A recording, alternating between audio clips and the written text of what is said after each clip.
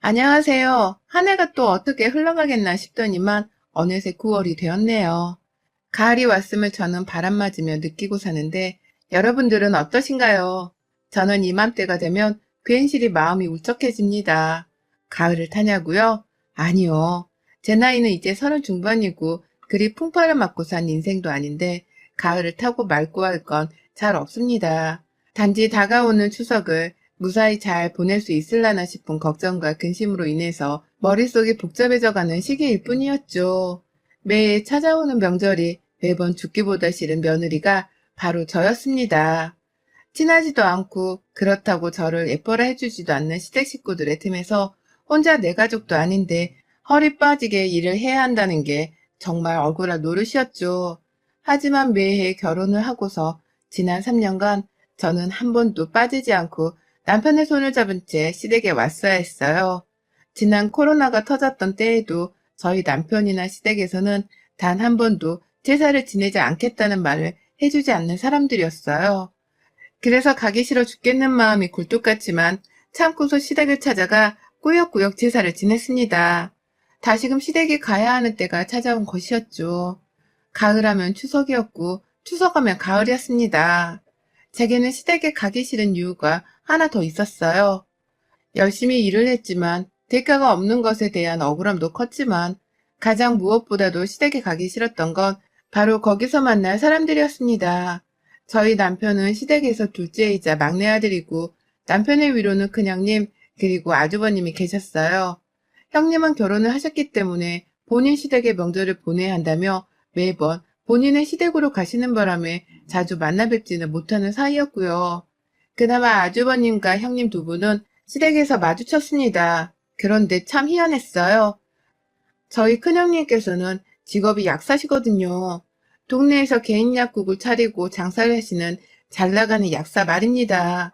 결혼도 저보다 먼저 하셨고 제가 이 집안에 시집을 오기 전까지는 저를 대신해서 혼자 시어머니 옆에서 며느리 노릇을 잘 하셨다고 들었는데 제가 시집을 오고 난 후로는 엄청나게 게으름을 피우셨어요.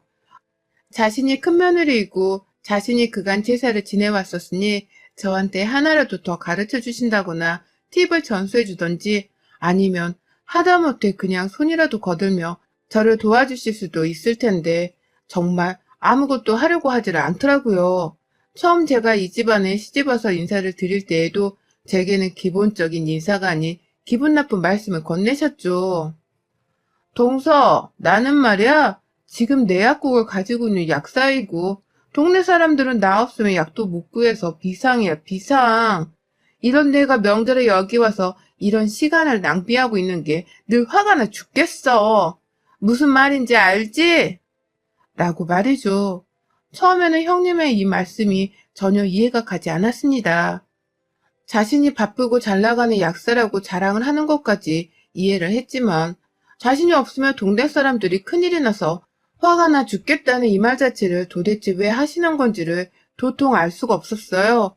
그런데 첫 명절이었던 그 설날을 보내고 나서야 알겠더라고요. 형님께서는 이제 둘째 며느리인 제가 집안에 들어왔으니 본인은 제사에서 완전히 손을 떼고 뒤로 물러나고자 하셨던 것이었습니다. 가뜩이나 약사라는 직업을 가지고서 잘 나가며 사는 사람인데 시댁에 와서는 전이나 부치고 제사를 지내며 여자 며느리 노릇을 하는 것이 불만이셨나 봐요. 뭐 거기까지는 다 이해를 할 수 있었어요. 저 같아도 많이 배우고 또 좋은 직업을 가지며 돈을 잘 벌고 사는 사람이라면 굳이 여자라고 급신거리면서 남자 집에서 제사를 지내려고 하는 일에 화가 났을 것도 같았습니다. 하지만 저희 형님의 방식은 잘못되어도 한참 잘못되었었어요. 첫 제사 때 저한테 이런 말씀을 하시고는 그날 하루 종일 시어머니가 미안하다는 소리를 하면서 요리를 하고 계시는 와중에 단 한 번은 거들 생각을 안 하더라고요. 오히려 약국 가서 일해야 하는데 여기서 허리 잘못 삐면 어머님이 책임지실 거예요? 저 약사일 못하면 어머님이 대신 월급 보내주실 거예요? 라는 말씀을 굳이 안 해도 되는데 하면서 어머님을 굉장히 난처하게 만드셨어요. 저희 어머님은 사실 시아버지의 눈치를 엄청나게 보면서 사는 분이시거든요. 사소한 걸로도 왜 그 모양으로 밖에 못하냐고 화를 잔뜩 내시는 시아버지의 다혈질 같은 성격 때문에 막 시집으로 온 저조차도 시어머니가 너무 불쌍하고 안 되어 보였습니다.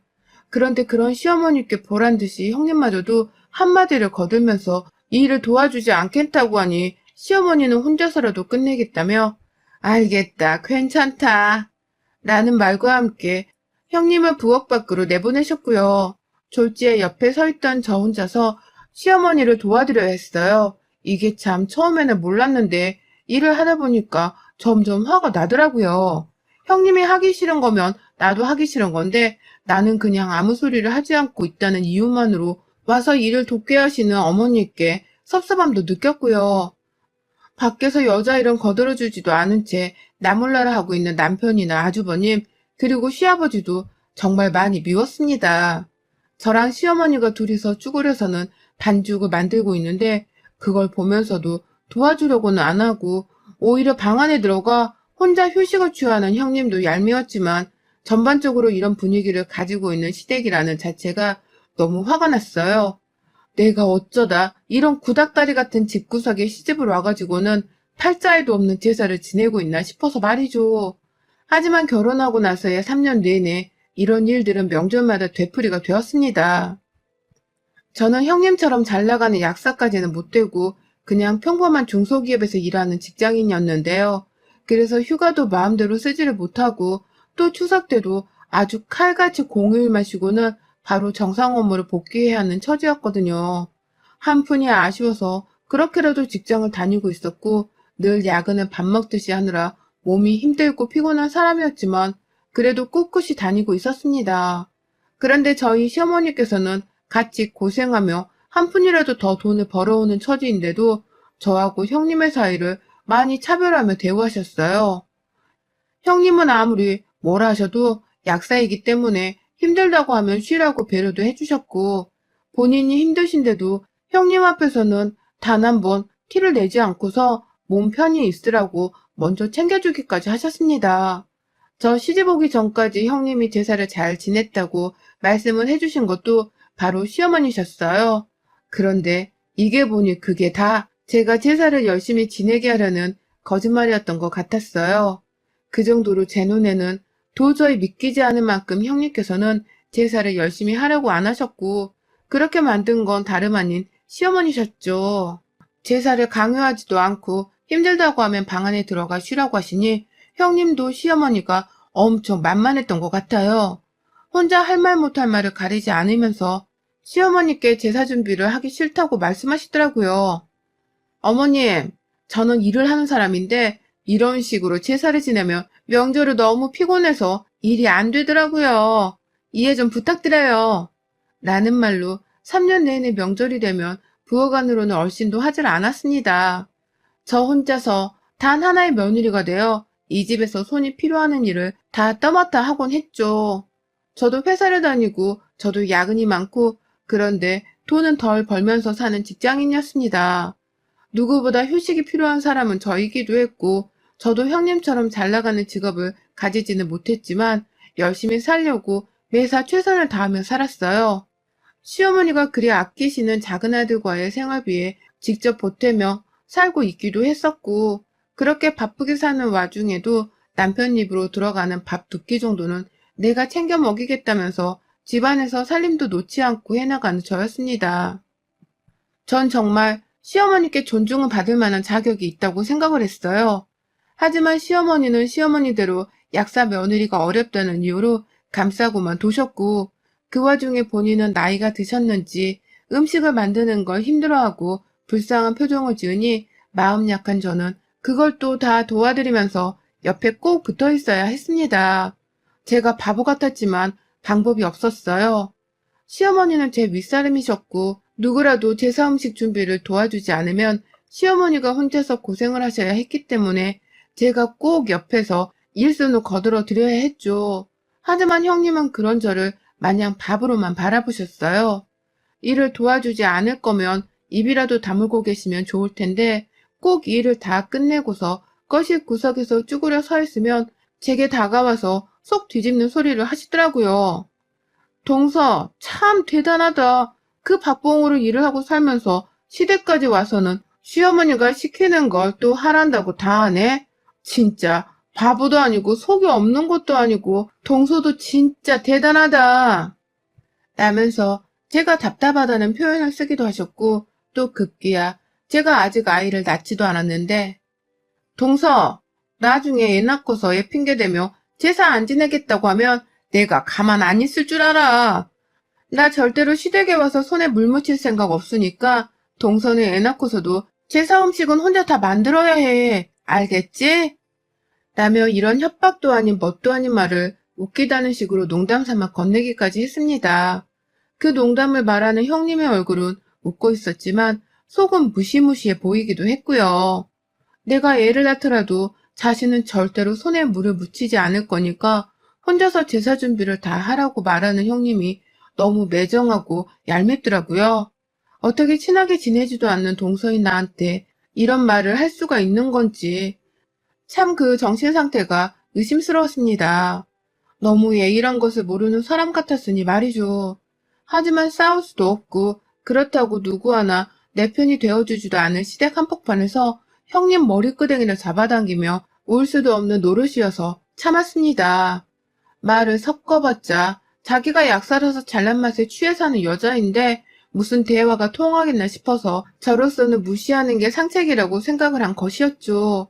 저 솔직히 그간 형님 인스타그램도 다 엿보고 있었거든요. 전화번호로 연동이 되어서는 뜨길래 자연스레 알게 되었고 거기에 시댁 가기 싫어 죽겠다. 가서 이번에도 농땡이를 부려야지. 말 잘 듣는 동서가 있어서 천만 다행이다. 이번에도 말 잘 듣는 동서에게 다 맡기고 그냥 잤음. 라는 식의 시댁에서의 일을 인스타그램에 올려놓은 걸 직접 보기도 했어요. 그걸 다 보고서 형님이 나와 시댁을 얼마나 우습게 아는지에 대해서도 다 눈치를 챘는데 아무 말을 안 했습니다. 내가 괜히 인스타그램을 보고 있었다고 말하는 것도 웃겼고 그렇게 대들었다가 형님의 절 무시하는 태도를 보려니 또 속도 상했어요. 그렇게 참으며 명절들을 지옥처럼 견뎌왔는데요. 이번 다가오는 추석에도 저는 한 달 전부터 숨이 꽉 막힌 채로 다가올 추석이 제발 무사히 흘러가기를 바라기만 바라고 있었습니다. 또 형님께 자존심 상하는 소리를 듣지 않을지 걱정도 되었고 시어머니가 형님께는 맥도 못 추면서 작은 며느리인 저만 부려먹는 모습도 덜 보였으면 하는 바람이 있었어요. 그렇게 추리한 일상에서는 다가올 추석에 대해 잊고서 살려고 했습니다. 어머니께서 먼저 전화가 오셨어요. 얘야, 잘 있니? 내가 아까 네 큰애한테서 연락을 받고 너한테 전화를 한다. 들었지? 큰애가 이번에 일을 하느라 많이 힘들었다고 주말에는 쉬다가 추석 당일에 집에 온다고 하니까 너는 며칠 꼭 땡겨서 와라. 약사가 오죽 바쁘고 힘들겠니? 너는 주말에 꼭 올 거지? 먼저 와서 그냥 우리 집에서 있다가 추석 제사를 보내면 되겠구나. 니들끼리 다 얘기가 이미 된 거라며? 라고 말씀을 하시더라고요. 그러니까 어머님 말씀으로는 형님이 추석 당일인 화요일에만 시댁에 왔다가 당일날 바로 본인 집에 돌아갈 것이기 때문에 저보고 그 전날인 월요일도 아닌 주말에 오라는 소리셨습니다. 그리고 이 얘기에 관해서는 저랑 이미 다 상의를 한 거라고 형님이 어머니께 얘기를 한 모양이더라고요. 모처럼 주말을 껴서 수요일까지 추석 연휴로 쉬게 생겼는데 형님은 자기 혼자 휴가를 제대로 보내겠다며 저를 팔아가며 저 혼자 시댁에 먼저 내려가게 만드는 거짓말을 하셨고 어머님은 어머님대로 저 하나만큼은 명절에 제때 내려오라면서 확인 전화를 하신 거였어요. 이 소리를 들으니 시어머니가 너무 야속했습니다. 저도 좀 쉬고 싶고 모처럼 찾아온 긴 휴가인지라 주말만큼은 집에서 좀 쉬고 싶은데 그걸 못 내버려 두고 오라고 하시니 속이 터질 수밖에요. 바로 어머님께는 저 형님이랑 그런 대화 나눠본 적도 없고 들어본 적도 없습니다. 그리고 어머님, 형님이 추석 당일에만 오시는 거면 저도 그렇게 할게요. 저도 추석 당일에만 갈 테니까 저한테는 일찍 와서 일을 하라 마라 형님보다 더 강요하지 마세요. 일방적으로 저한테만 일거리를 주지 마시고요. 저도 엄연히 회사 다니고 집에서 혼자 살림하며 바쁜 사람입니다. 라고 되바라지게 말씀을 드렸습니다. 그래서 평소에 참기만 하면 안 되는 건데 매번 참다 보니 이번에는 정말 제대로 뚜껑이 열려버리고야 말았습니다. 제 말에 어머님도 사뭇 당황을 하셨는지 너 괜찮니? 라면서 평소에 저와 다른 것 같다는 말씀을 하시더라고요. 그래서 제가 평소와 다른 게 아니라 그간 그래도 참았는데 도저히 못 참겠어서 이러는 거잖아요. 같은 며느리이고 같이 일을 하는데 약사만 일한답니까? 저도 일하느라 뼈 빠지게 힘들어서 주말에는 쉬어야겠다고요. 라고 소리를 쳤어요. 어머님은 졸지에 아, 알겠다. 그럼 너도 추석에 와라. 라고 얼떨결에 제 말에 수긍을 하셨고 저는 단박에 그 소리를 듣곤 전화를 끊어버렸어요. 그리고는 바로 형님 인스타그램에 들어가 봤습니다. 정말 혹여나 싶어서요.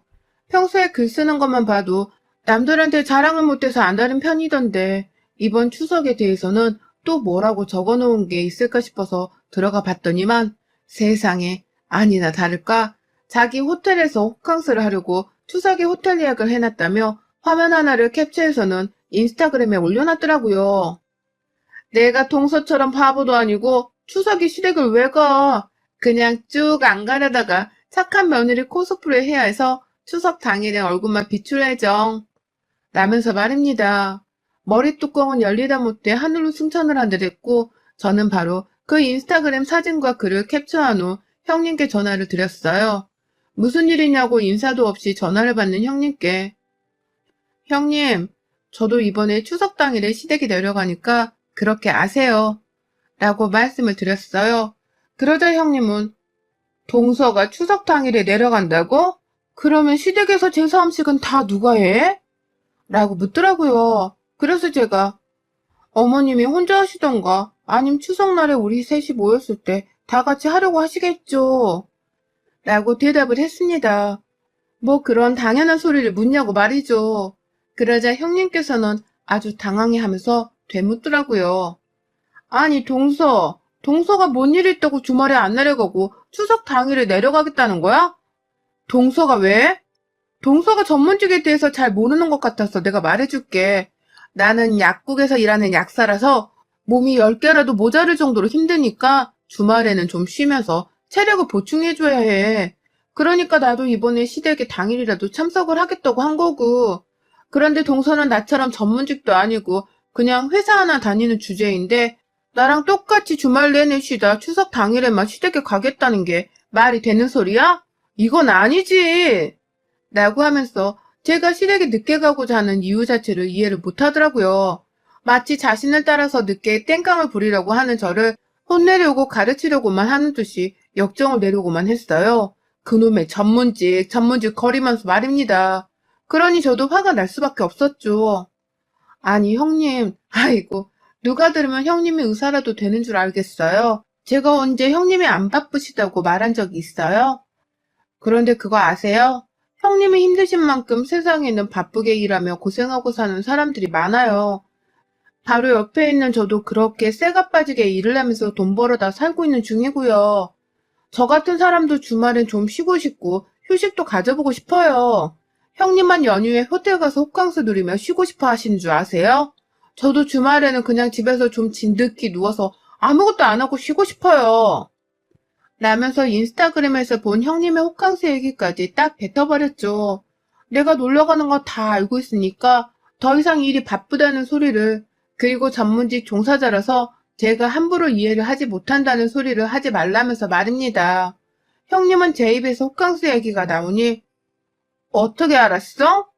라며 급 당황을 하시더라고요.